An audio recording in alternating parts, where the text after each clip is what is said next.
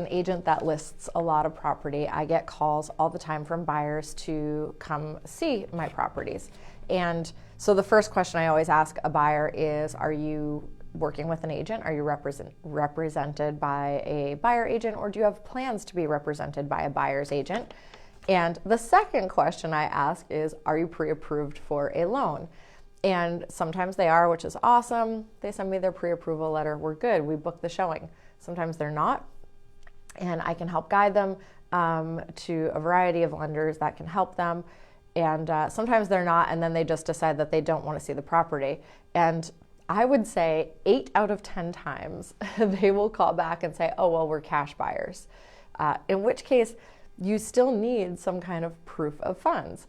The same goes with a cash offer. If I receive an offer that's a cash offer on a property, there are certain things that need to accompany that offer. And one of them is proof of funds.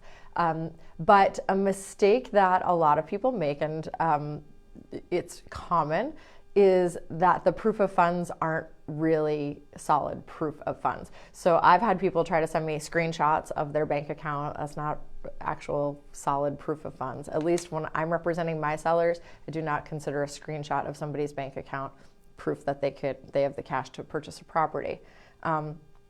Any document that's older than 2 months, any income or salary statements, tax documents, any assets that are not immediately in liquid form are not considered cash. Pension funds, life insurance policy statements, any document that has a vague balance. For example, if it says funds in the 6-figure range, and like I said, screenshots. So what is a proof of funds letter? What is this? Because if you are a cash buyer and you're out there, you really want to be prepared if you do make an offer over the weekend and you are unable to get this information. While we can get people pre-approved over the weekend, it's not very often that your bankers are working and can provide the right letter. So a proof of funds letter should contain the bank's name and address, an official bank statement, the balance of total funds in the account, as well as checking and savings account, a signature by an authorized bank employee or a notary, the date the money was in the account. It should be just a single-page document. It should not show a bunch of transactions on it. It should indicate clearly the financial institution's name, the buyer or account holder's name, be dated, like I said, within the past 2 months, and clearly show the type of currency.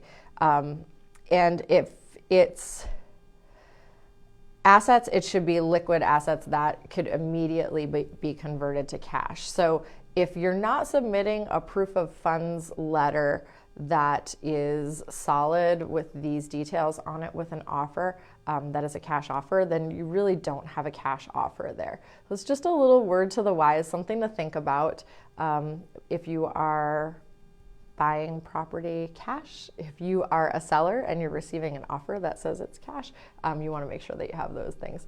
Casual Saturday here at the office. I'm cleaning and smudging. Have a great weekend.